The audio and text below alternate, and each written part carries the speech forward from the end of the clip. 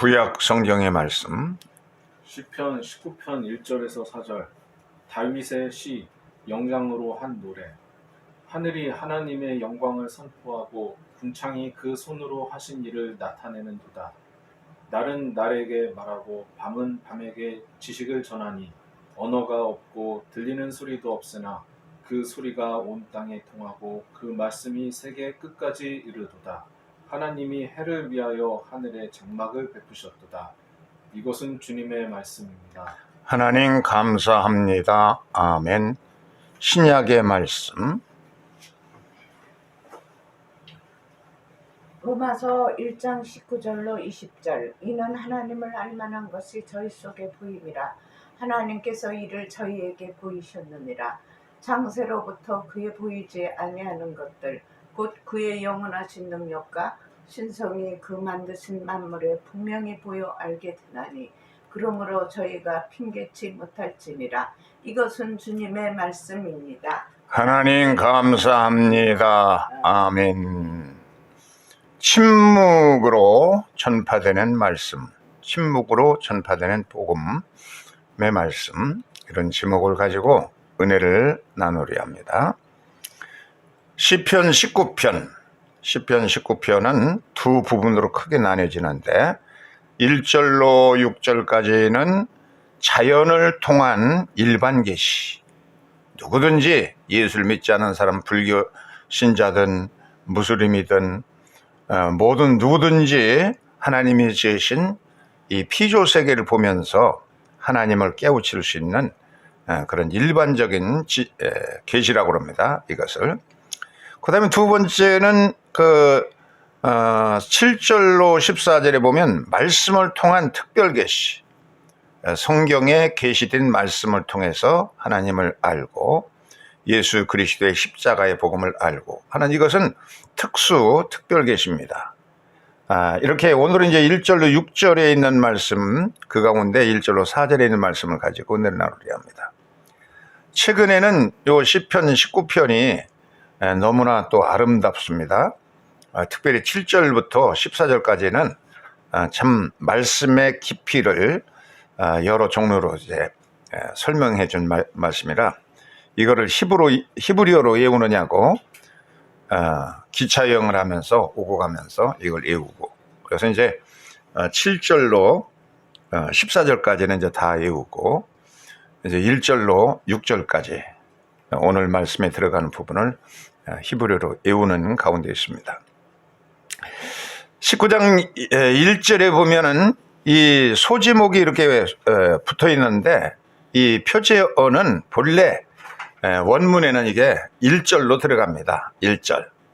이것이 다윗의 시 인도자를 따라 부르는 노래라고 하는 부분이 1절이고 히브리 원문에서는, 그 다음에 이제 하늘이 하나님의 영광을 선포하고 궁창이 그의 손으로 하신 일을 나타내는도다 하는 이 부분이 2절로 되기 때문에 원문과 한글 번역성경 사이에는 한두 절씩 시편에서 이제 차이가 나죠. 여기서 하나님은 하나님의 영광을 선포하는 것은 이제 하늘이고, 그리고 궁창은 그의 하신 일을 나타낸다, 그렇게 했는데 하늘과 궁창을 나누어 설명합니다. 창세기 1장에 나오는 걸 보면은 하샤마임, 하늘은 이제 하샤마임입니다. 그리고 궁창은 라키야인데 우리가 볼 때 이제 파란 창공이 이렇게 보이잖아요. 이것은 이제 파란 하늘에 막이 있다고 이제 고대 히브리인들은 생각했습니다. 그래서 하샤마임은 그냥 우주 공간을 말합니다. 아주 무한한 그런 우주 공간, 이것을 하샤마임이라고 그랬고, 그리고 이제 창공, 파랗게 보이는 저것은 얇은 막이 둘러치고 있다고 그렇게 믿어서 이것을 라키야라고 말하고 있는데, 이제 천상의 세계들을 말하고 있습니다. 하늘이 하나님의 영광을 선포하고 궁창은 그의 하신 일을 나타낸다고 말하고 있는데, 참 밤하늘을 보고 또 별들과 무수한 그 유성들 볼 때에 감격스럽고요. 그리고 동토오르는 이 붉게 타오르는 태양을 보면은 참 하나님의 신비로움을 느끼게 되죠. 온 천하 만민 우러러 라고는 태양의 찬가, 성 프란체스코라고 하는 프란시스가 작사한 그런 찬양을 우리가 조금 전에 불렀죠. 이 사람은 본래가 부잣집 아들로 태어났습니다. 그러다가 십자군 원정을 떠났다가 거기서 하나님의 계시를 받고 들어와서 아버지께 물려받은 모든 것들, 비단옷이라든지 이런 것은 다 벗어서 육신의 아버지에게 돌려드리고, 이제 저는 알몸으로서 거지로서 살면서 하늘 아버지를 섬기겠다라고 이제 그렇게 선언합니다. 그리고 그 가난하지만 참 하늘을 우러러 깨끗한 마음을 가지고 주님을 섬기고 피조 세계를 굉장히 사랑했습니다. 지혜롭고 청명하고 깨끗하게 살았기 때문에 하늘과 달과 새와 창조주를 보면서 하나님의 창조주 하나님을 찬양하는 것이 그 하나님을 찬양하는 태양의 찬가를 지어서 불렀던 이 송 프란시스. 우리가 참 예수를 가장 많이 닮은 그런 성자 같아요, 이분이요. 그는 공중에 나는 새들을 향해서도 설교했습니다. 이가 설교하면은 짹짹짹 하던 새들이 전부 몰려와 가지고 그의 설교를 듣고서 참 고개를 숙여서 감사하면서 날아가곤 했다고 하는 그런 참 새들에게도 설교할 수 있는 서로 소통하는 능력이 있었던 이 프란시스죠. 한 번은 이 아시스의 프란시스가 성 프란시스가 기도하던 예배당에 10평짜리 10평이면은 그 요 거실보다는 조금 넓은 정도의 그런 작은 예배당이 있는데, 이 예배당에 이제 뒷뜰에 가 보면은 이런 장미꽃이 피어 있습니다. 장미 덩굴이 있고. 그런데 이것은 특별하게요, 이 동상에는 프란시스의 동상에는 그가 들고 있는 손에 늘 비둘기들이 앉아 있다고 합니다. 지금도요. 그리고 이 장미는 후원에 피어 있는 장미는 가시가 없대요. 여기는 세계에서 유일하게 자동적으로. 요즘에 한국에서는 식물학자들이 가시 없는 그 장미를 만들어냈어요.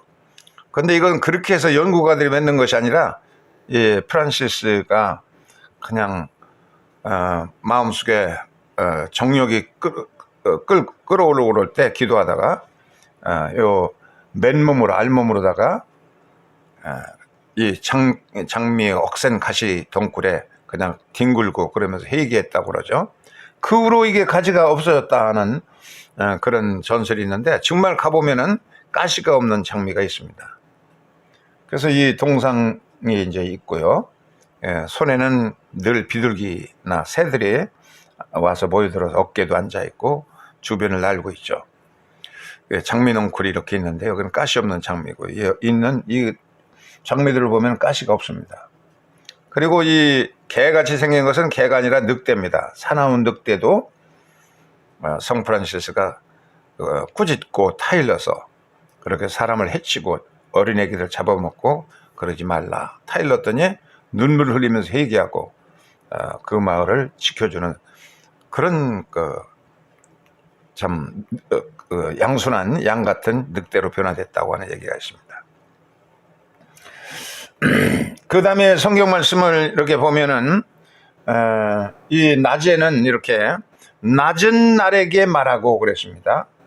욤레욤, 날은 날에게 말하고 그렇게 말했는데, 이 태양이 동토로면은 이제 열심히 나가서 일을 하죠. 여자들도 도와주고, 유대인들은 아침에 일어나면 첫 마디가 모디아니 레파네이카, 감사합니다 나의 주님 하고선 감사로서 그렇게 하루를 시작합니다. 엄마 아빠 부르기 전에 모디아니 감사합니다 하고 하루를 출발하는데, 우리들도 그런 것을 좀 그런 습관을 가졌으면 좋겠어요.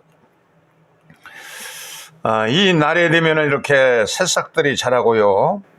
그래가지고서는 열매를 맺게 되어지고 참 생명의 약동해서 낮의 복음은 어떤 것입니까? 낮의 복음은 생육하고 번성하고 또 충만하고 땅을 정복하도록 번성해 나갑니다. 메말랐던 대지에 파른 싹들이 돋아나고 이렇게 자라나는 성장과 번성과 생육하고 번성하는 그리고 충만한 아주 생동감 넘치는 낮의 메시지가 이런 것들입니다. 하늘에 있는 새들이 또 땅에는 각종의 짐승들이 마음껏 뛰어노는 생육하고 번성하는 생명력이 넘치는 그런 것이 이제 낮의 복음이에요.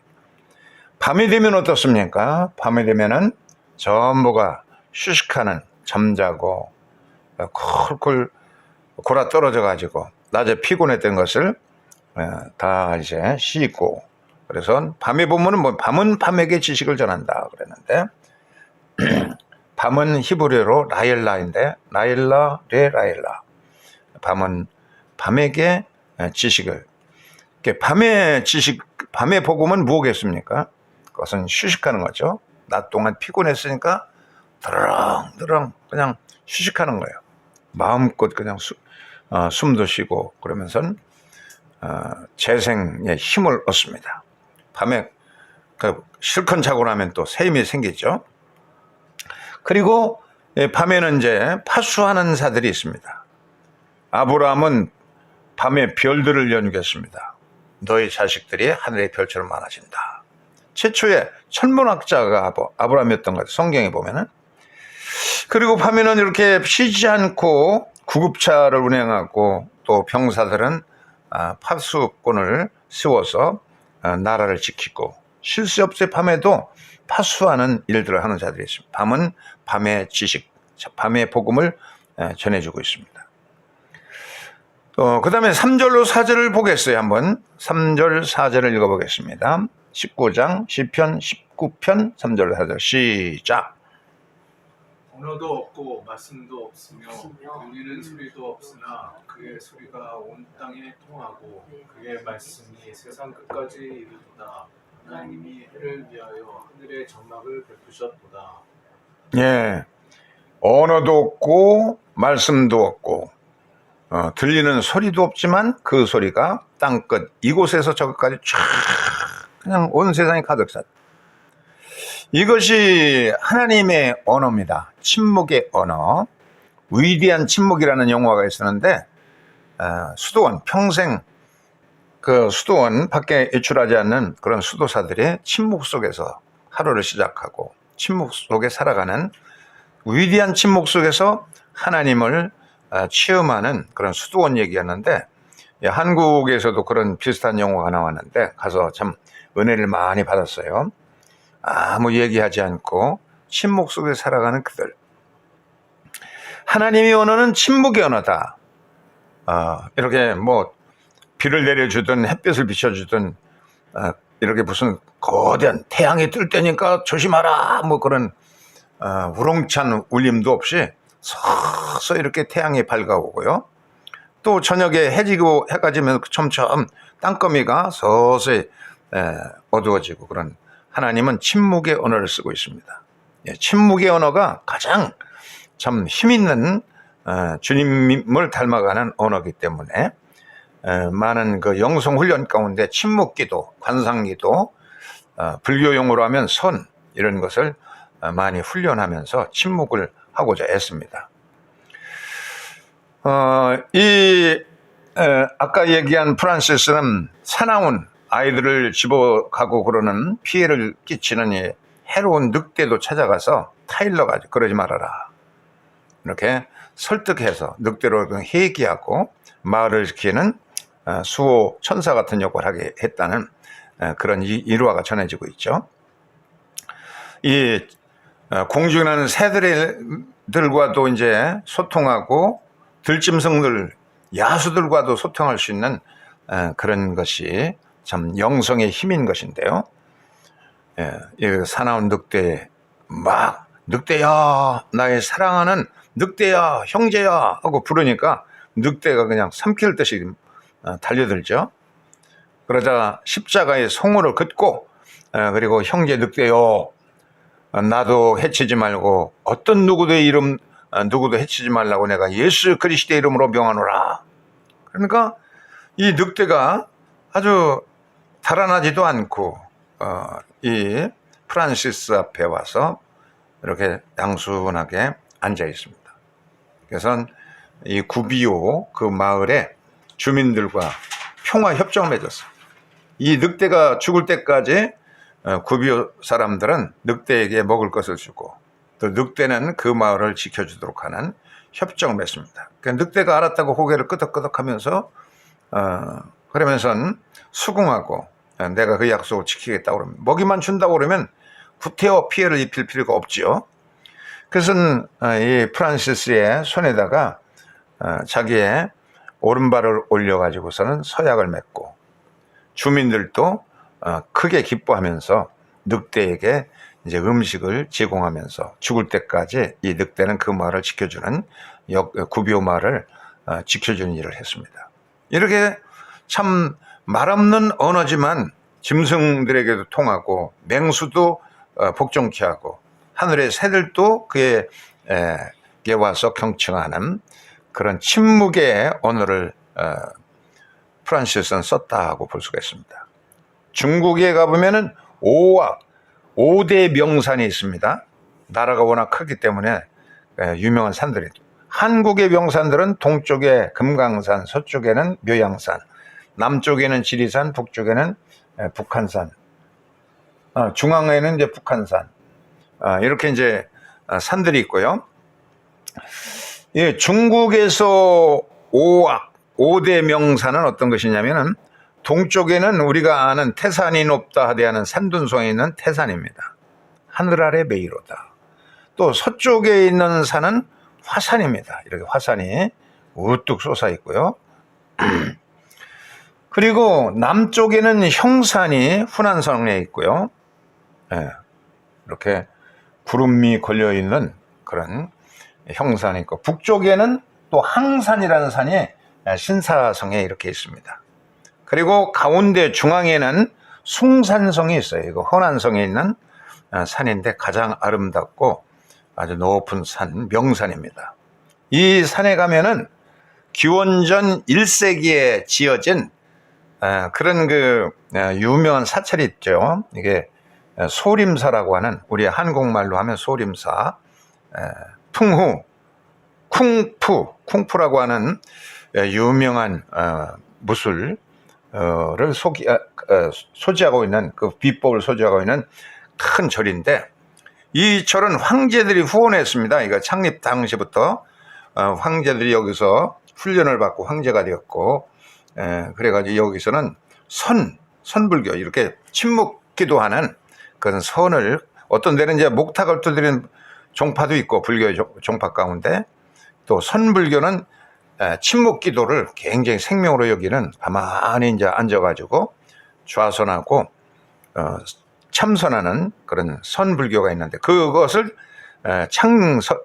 창립했다가 창건한, 그것을 처음으로 세운 그런 절이 바로 이 소림사인데요. 여기서는 정부에서 이 황제들이 거기서 훈련을 받고 그랬기 때문에 땅들을, 굉장히 넓은 땅을 그냥 주었습니다. 그래서 굉장히 이 부자가 되다 보니까 늘 도둑들이 그냥 들끓었어요.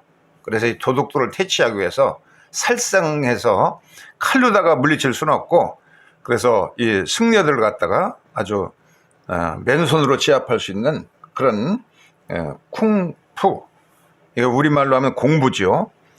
공부를 훈련을 시켰습니다. 그래서 한 황제가, 중국의 황제가 자기 아들 왕자를 이제 통치자로 교육하기 위해서 이 소림사의 주지 스님을 찾아갔습니다. 네 아들이 이제 황제가 돼야 되는데 이 어린아이를 갖다가 좋은 통치자로 좀 훈련시켜달라. 그리고 이제 고승에게 맡기고 이제 갑니다. 그러니까 황제가 돌아간 다음에 고승은 아무 말도 없이 이 왕제를 갖다가 깊은 산골에 이런 산들이 첩첩 산골 안에 있는 소림사 딴 암자로 보냈습니다. 거기에 보면 자기의 선 왕들이 공부했던 흔적들이 다 있습니다. 무술을 익히고 또 선 기도를 익히고 그리고 글씨 공부를 하고 그리고 잠자는 예법, 밥 먹는 버릇 이런 거 이 습관을 버릇을 고쳐나가고 그런 모든 하나의 그냥 기도만 하는 침묵기도 선만 하는 것이 아니라 무술도 익혀야 되죠. 또 예법도 익혀야지, 또 글도 익혀야지. 이런 종합적인 것이 바로 이제 소림사의 쿵푸라고 하는 그런 무술입니다. 그래서 이제 몸 동작도 빠르게 어떤 적이라도 맨손으로 제압할 수 있는 그런 훈련도 하고 그래가지고서는 그 스님에게 갔습니다. 그랬더니 이제 제가 이 세상의 모든 소리를 좀 익히고 동물의 소리도 듣고 그럴 수가 있게 되었습니다. 그러니까 이제부터는 들리지 않는 소리도 듣도록 해라.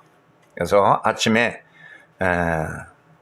그런 나뭇잎에 흐르는 이슬들의 구르는 소리도 듣고 들리지 않는 소리를 듣도록 굉장히 노력했습니다. 이 왕자가. 그래서 새싹들이 움터서 자라는 소리도 듣고 춤추는 소리 듣고 그리고 낙엽이 떨어지는 소리를 듣고 그 짐승들이 신음소리 찾아가 오면 발에 가시가 박혀가지고 또 빼주기도 하고 그러면서 천지 만물과 다 친숙하게 지내는 그런 소리 없이 교감을 갖는 그런 훈련을 가지고 이제 왔어요. 그랬더니 이제 주지 스님이 이제는 됐다. 통치자가 되려면은 사람들의 들리지 않는 백성들의 소리를 들을 수 있어야 된다. 그렇게 말하면서 이 통치자가 되는 데 있어서 다른 사람, 백성들의 어려움을 듣는 그런 길을 가지라. 그러면 훌륭한 통치자가 될 수 있다고 보냈다고 하는 얘기가 있습니다. 우리의 신앙인들도 꼭 송프란시스에는 그런 말을 남겼어요. 모든 때에 할 수 있거든 모든 때에 전도를 해라. 복음을 전해라. 꼭 필요할 때만 언어를 쓰라 그랬어요. 그러니까 복음은 삶으로 무언으로서 전도하는 것이지 삶으로서 보여주면 헌신하고 희생하면은 그의 복음이 잘 전달할 수 있는 비결입니다. 그런데 우리는 너무 입만 살아가지고 그냥 한국 개신교인들이 너무 말을 잘하고 그러죠. 듣기도 잘하고 그렇게 이제 그 사람들이 겉으로 하는 그런 말에만 이제 민감한 거죠. 그러지 말고 들리지 않는 사람의 깊은 아픔도 듣고 사람의 본성을 깨달을 수 있는 그런 길을 가지고 또 남의 아픔을 들을 수 있는 깊은 그런 청취력을 갖고 그러면서 침묵으로 우리의 삶으로 주의 복음을 전할 수 있어서 하나님의 소리가 그냥 언어도 없고 들리는 소리도 없지만 그렇지만 이 땅 이 끝에서 저 끝까지 하나님의 말씀으로 깨우침으로 가득 찼다고 하는 것처럼 침묵 속에서 깨우치는 그 복음 그것이야말로 삶으로 전달되는 복음이야말로 진정한 복음이다. 이 침묵의 복음 우리가 실천할 수 있고 침묵의 기도를 통해서 이런 신비 참 위대한 소리 침묵의 언어를 익힐 수 있기를 주의 이름으로 축원합니다. 아멘.